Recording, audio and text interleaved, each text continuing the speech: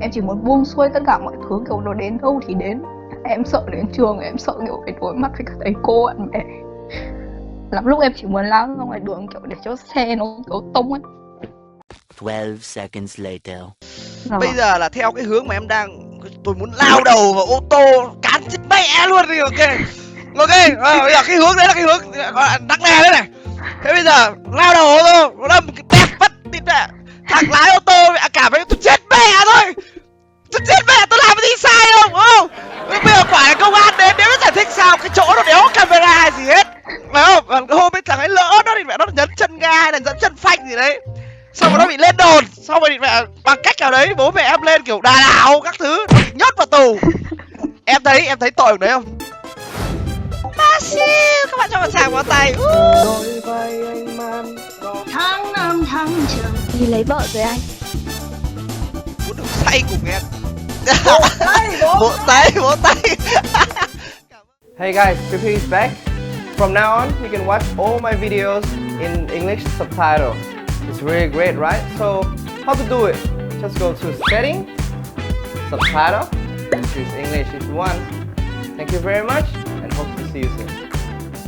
Hello. Alo.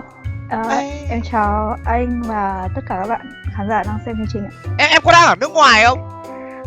Dạ có ạ, em Ui, đang thế ở à? Cộng hòa Séc ạ. Vâng ạ. Ui, em ở Cộng hòa Séc à? Này anh thích mấy cái series phim của Cộng hòa Séc lắm ấy. Sao em cười? Sao em lại cười? Anh bộc lộ cái cá nhân của anh không được à? Không có gì. Thế Cộng hòa Séc thì em ở phần nào của Cộng hòa Séc nhỉ? Dạ em không biết miêu tả, nó là ở giữa Cộng hòa Séc. Giữa Cộng hòa Séc à? Thế em có ở thủ đô không hay là xa nào? Em là ở một cái thành phố ngay cạnh thủ đô luôn ạ. À thế à? Ok. Cuộc sống ở Séc thì nó có thú vị không em? Nói chung là đối với em thì thực sự nó không ạ. Thực sự nó đối với em có một cái gì đấy nó khá là tồi tệ, và nó làm em bị trầm cảm từ khoảng 2 năm gần đây. Em bao tuổi? Em 18 ạ. Tại sao lại trầm cảm? Em có thể cho em một cái lý do nào đấy không? Em cảm thấy bị áp lực chuyện học hành. Thực sự em áp lực rất là nhiều. Và cái đợt em mới sang anh, và Em qua lâu em đi chưa? học đến trường. Em được 4 năm rưỡi rồi ạ. Sao? Em không biết tiếng à hay là sao nào? Kiểu lúc đầu là em không hề biết một tí tiếng nào, và em phải học lại tất cả mọi thứ ngay từ đầu. Áp Và lực cái đúng không? tiếng nó rất là áp lực anh, cái tiếng nó rất là chuối, và em học 4 năm rồi nhưng mà thực sự em phải nói là tiếng em nó rất là tệ. Nó không vào anh ạ, không vào một tí nào luôn. Bố mẹ em thì sao? Bố em đi làm hay như thế nào nhỉ? Bố mẹ em đi làm. Bố mẹ em có biết em khó khăn trong việc giao tiếp không? Bố mẹ em có. Bố mẹ em nói sao? Bố mẹ em thực sự chỉ biết động viên em thôi, chứ còn không thể là một cái gì hơn. Bố mẹ em quyết định đi vì lý do kinh tế hay là gì? Anh có thể hỏi sơ sơ không? Kiểu đúng vì lý do kinh tế. Tức là trước đây là bố mẹ em là ở đây rồi, và là em là được đẻ ở bên này. Sau đấy khi mà được 6 tuổi thì bố em bảo là kiểu quyết định là cho em và anh trai của em về, bởi vì bố mẹ em nghĩ là kiểu sau khi chiến tranh rồi ấy, thì kiểu cuộc sống nó ở Việt Nam có thể nó sẽ tốt hơn, và bố mẹ em muốn là bọn em học được cái ngôn ngữ Việt Nam, kiểu là cái nguồn gốc của mình ấy, kiểu được biết đến kiểu cái mình là người Việt Nam á. Nên là bố mẹ em phải đưa bọn em về. Và bố mẹ em đầu tiên là quyết định là ở Việt Nam.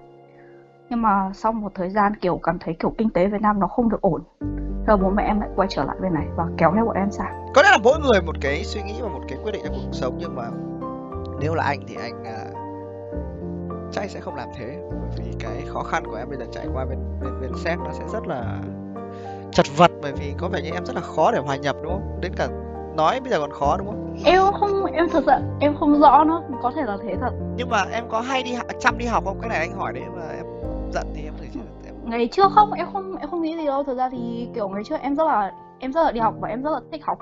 Nhưng mà đến cái khoảng thời gian gần đây là em bị stress ấy, anh hiểu không? Tức là em chỉ cần biết là ngày hôm sau em đi học là tối là kiểu em nghĩ nhiều dã man, kiểu em sợ ấy, kiểu em không muốn đi học, mà kiểu tức là nó giống như kiểu nửa muốn đi học một nửa không muốn đi học, kiểu sợ đến trường. Em không biết em Hiện nay em đang học chương trình văn hóa ở đấy hay em đã vẫn còn học tiếng? Em mà học như kiểu học cấp 3 bình thường như kiểu tất cả những cái đứa khác ấy anh. Điểm số của em sao? Nó chỉ đạt được đến mức trung bình. Nên bây giờ em học cấp 3 thì đã mức trung bình không? Vì vấn đề tiếng hay là vì vấn đề gì em? Vì vấn đề tiếng ạ. em có thể xin bố mẹ 1-2 năm để chuyên đi học tiếng thì sao? Kiểu em không còn nhiều thời gian nữa để mà kiểu cứ suốt ngày kiểu cắm mắt vào học như thế, và kiểu bố mẹ em thì kiểu thật sự thì bố mẹ em bây giờ muốn em là đi làm chứ không phải là đi học nữa. Và kiểu bố mẹ em bảo rằng là kiểu nếu như em cứ tiếp tục học như này mà kiểu bố mẹ em sợ là nó sẽ không có kết quả, mà em cứ luẩn quẩn như thế là kiểu nó rất là tốn thời gian. Anh không dám nhận xét về những cái quyết định đấy của gia đình em ha. Em tên là gì nhỉ anh? Em tên là Giang. Giang, ok, anh gọi em là Giang ha. Trước khi anh chia sẻ gì thêm và nói gì thêm thì anh muốn nói là anh ở đây tất cả cái gì anh nói là không có ý phán xét hay nhận xét hay nhận định hay bất kỳ một cái gì ở khía cạnh bố mẹ em hay gia đình em cả. Cái này là anh sẽ chia sẻ từ khía cạnh cá nhân của anh thôi nha. Vâng. Ok. Thứ nhất ấy là anh cảm thấy khó hiểu. Anh thấy rất ít hoặc rất hiếm hoặc rất khó để tìm được một gia đình mà lại em mới có 18 tuổi mà đúng không? Dạ vâng, em 18 á. Mà lại bảo là còn ít thời gian để học hay là bảo là đi làm này kia. Em ở nhà em ở bên đấy là ở nhà trọ hay là ở chung hay là như nào em? Nhà em là ở chung với cả một nhà nữa, kiểu ở thuê đấy anh, kiểu mình Hiểu. kiểu nhà em là thuê ở bên dưới còn người ta ở bên trên. Theo anh thì với tình hình của em thì em thử chia sẻ bố mẹ em để về Việt Nam học xem. Em chứ không có gì là hết thời gian hay là còn ít thời gian để em mới 18 tuổi, kể cả bây giờ đi học lại từ lớp 10 anh thấy bình thường, chả có vấn đề gì. Em có thể chậm hơn so với người khác là 2 năm hoặc 3 năm, không có vấn đề gì đâu. Bởi vì thật sự thì để mà nói là thời gian của mỗi một người nó khó nói lắm em. Có những người đến 50 tuổi họ mới thành công trong sự nghiệp, họ mới kiếm được tiền. 50 năm họ sống vất vả. Có những người 20 tuổi đã điều hành những công ty triệu đô. Có những người 30 tuổi đã rất là giàu có nhưng sao? Gia đình không đầm ấm hoặc như thế nào đó. Có những người gia đình rất đầm ấm nhưng mà cả đời chỉ sống cuộc sống rất là bình thường thôi. Thời điểm của mỗi một con người khác nhau và số phận của mỗi một con người khác nhau tùy thuộc vào những quyết định của họ. Vì vậy là không thể nói là em sắp hết thời gian, em làm cái con mẹ gì mà em sắp hết thời gian, em có 18 tuổi. Anh 28 tuổi rồi nè, anh già hơn cho em với 10 năm lận. Anh bây giờ chỉ muốn quay lại thời điểm của em thôi, vô lo vô nghĩ vô tư hơn. Kể cả vất vả cũng chịu được. Nên đầu tiên em phải có một cái tâm lý rằng em chưa có một cái gì phải lo là em hết thời gian hay là cái gì cả. Em còn rất trẻ, em còn cực kỳ trẻ, em mới bắt đầu vào đời thôi, em còn chưa có một cái gì hết. Thứ hai nữa là anh cảm thấy bố mẹ em hơi thiên hướng về kinh tế quá. Nó không phải là như thế ạ, kiểu tức là anh trai em trước đây học rất là giỏi và kiểu vì học nhiều quá anh em bị rối loạn tâm thần, mà kiểu bố mẹ em không muốn em như vậy. Anh trai em hiện nay đang ở bên đấy hay ở Việt Nam? Ở bên này ạ. Anh trai em hiện nay đang ở nhà hay là như thế nào? Anh ấy ở nhà và đi làm cùng bố mẹ em. Sang bên đấy mới bị hay là bị ở Việt Nam? Anh em bị ở Việt Nam. Khi mà anh ấy học đại học hay là? Anh học cấp 3 và kiểu anh học nhiều quá và kiểu anh bị như thế. Nên là bố mẹ em rất là sợ, và đến lúc mang thủ nhìn thấy em kiểu có dấu hiệu bắt đầu kiểu trầm cảm, kiểu không bình thường ấy, kiểu Em làm cái gì? Em làm những cái gì mà nói không bình thường à? tức là có một vài lần em đi ở ngoài đường và kiểu em mệt mỏi cực kỳ. Em nhìn ra ngoài đường, em nhìn thấy xe đi lại, lắm lúc em chỉ muốn lao ra ngoài đường kiểu để cho xe nó kiểu tông ấy. Lắm lúc em thấy cuộc đời em nó rối rắm, kiểu có những chuyện em cố gắng em làm nhưng mà kiểu nó không đi đến đâu hết á. Em rất muốn, em rất là cố nhưng mà nó không được anh ạ. Em cảm thấy có rất là nhiều thứ nó cản trở em đến cái mức đến bây giờ em không muốn nghĩ nữa. Em kiểu em chỉ muốn buông xuôi tất cả mọi thứ, kiểu nó đến đâu thì đến. Em sợ đến trường, em sợ kiểu phải đối mặt với các thầy cô bạn bè. Em không muốn đi ra ngoài đường nữa. Em chỉ muốn nằm trong nhà. Mỗi một ngày em nằm trên giường em cảm thấy kiểu nó vô nghĩa cực. Và rồi đến đêm kiểu lúc em cảm thấy tồi tệ nhất, em cảm thấy như kiểu có một cái gì nó đè nặng trên ngực em, kiểu em thực sự rất là muốn chết.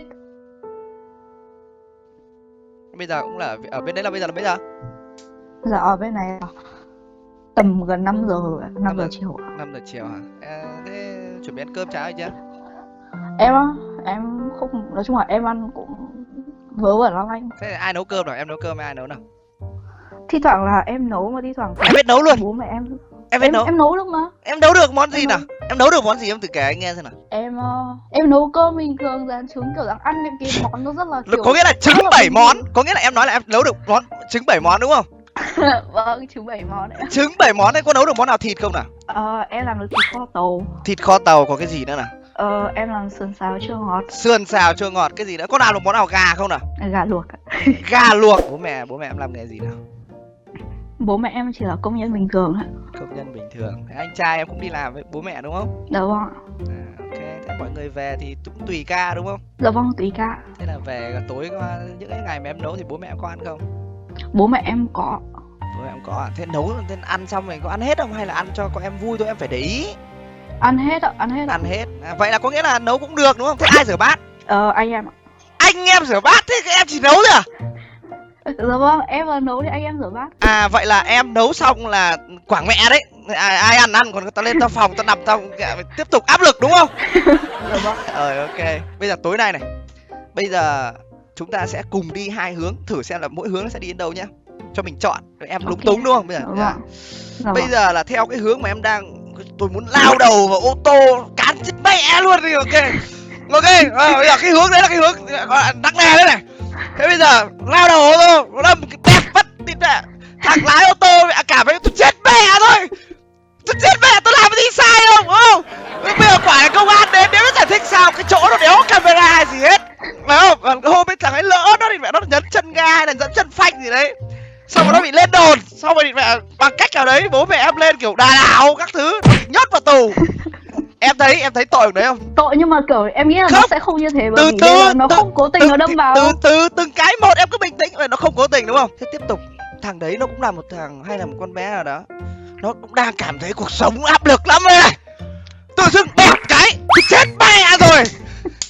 Hiểu không? Bây giờ nó lại về nó cũng đắp chân. Địt mẹ ơi, cuộc đời mà mỗi lần nó định đi ngủ hình ảnh nó bẹp cái hiện lên, em hình dung ý em nói không? Em hình dung không? Sao mà địt mẹ nó ra nó cũng đéo muốn địt mẹ nó đi ra đường nữa. Nó bị căng thẳng em hiểu không? Mỗi một lần nó đạp chân ga thì mẹ nó phải đạp cái chân phanh thì mẹ biết đâu được thì mẹ nó bẹp cái nữa là sao? Thấy không? Áp lực không? Có. Ok có. đấy, thế thì bây giờ như thế này. Mình trước khi mình nghĩ chuyện gì tiêu cực, bây giờ mình đi cái hướng nào nó tích cực hơn xíu. Cái gì mà đã xảy ra rồi ấy thì không thay đổi được. Ngày hôm nay em ngồi đây nói chuyện với anh, thời gian của em dành cho anh chân rất là trân trọng đúng không?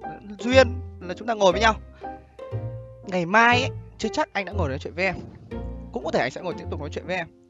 Cái điều đấy là điều em có thể quyết định được, nhưng Dạ vâng.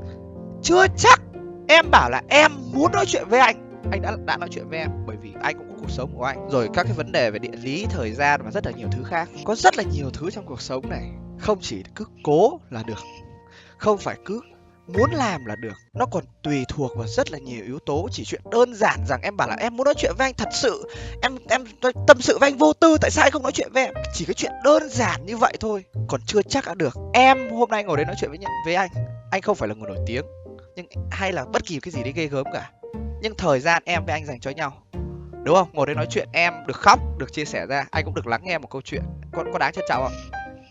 Dạ có. Rồi, ok, trân trọng như thế thì bây giờ có đáng để chạy ra bẹp cái, chưa tính những chuyện gì khác nhá. Có đáng không đã? Có đáng không? Không. Đó, ok, từng chuyện một, ok. Vậy thì bây giờ mình không nghĩ đến chuyện đó nữa. Đồng ý không nào? Dạ vâng. Rồi đó, ok. Cái gì cũng thế thôi, nó phải từng chuyện một. Chứ không phải đương nhiên sẽ có nhiều thứ. Bây giờ mình giải quyết xong nhá. Bây giờ vậy là sẽ không nghĩ chuyện kia nữa nhá. Thống nhất nhá? Dạ vâng. Rồi. Dạ vâng. Bây giờ đến cái chuyện nó đang xảy ra. Đấy là em học tiếng Séc, biết đấy là nói mấy thứ tiếng? Tức là em nói mấy thứ tiếng hay là người ta nói mấy thứ Bên tiếng? Séc người ta hay nói mấy thứ tiếng? Tức là người ta nói thứ tiếng duy nhất đấy là tiếng của người ta thôi ạ. Tiếng Séc đúng không? Dạ vâng. Rồi, ok. Và em cảm thấy là em không học được cái thứ tiếng đấy bởi vì nó cũng rất là khó đúng không? Dạ vâng. Rồi, ok. Anh có nghe câu chuyện của em nói về bố mẹ em, về anh trai của em. Anh hiểu vì sao bố mẹ em nghĩ thế. Anh cũng hiểu được những cái buồn và những cái đau khổ mà gia đình em đang trải qua. Anh cũng muốn có một cái gợi ý nhỏ nhỏ như thế này cho em, ok? Cái này thì anh không thể quyết được và anh chỉ là một người giống như người bạn ở xa để nói chuyện với em thôi. Dạ vâng. Theo anh, cái chuyện em trốn học, bỏ học tại thời điểm này nó không phải là vấn đề quan trọng, nó không phải vấn đề gì đấy em nghĩ là nặng nề, nó phải đối mặt. Đúng, anh cũng từng trốn học.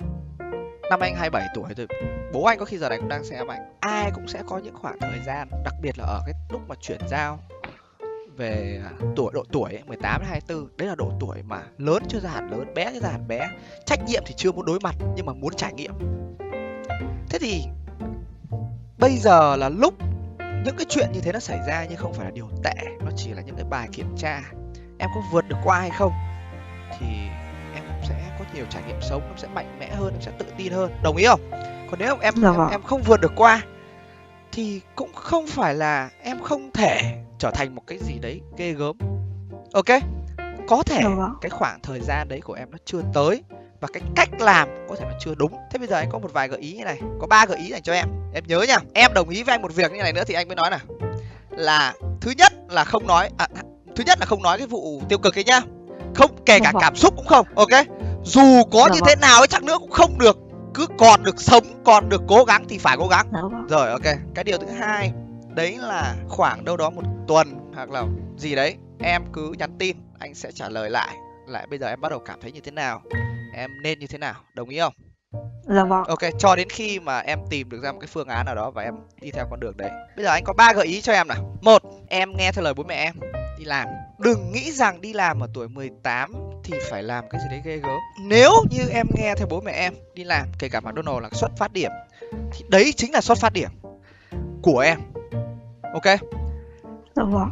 Anh là người học được những cái tiếng và anh bạo hơn trong cách nói chuyện vì anh đi làm McDonald's. Với xuất phát điểm đấy, em làm đấy 3 năm, 5 năm, cái tiếng của em chắc chắn sẽ khác.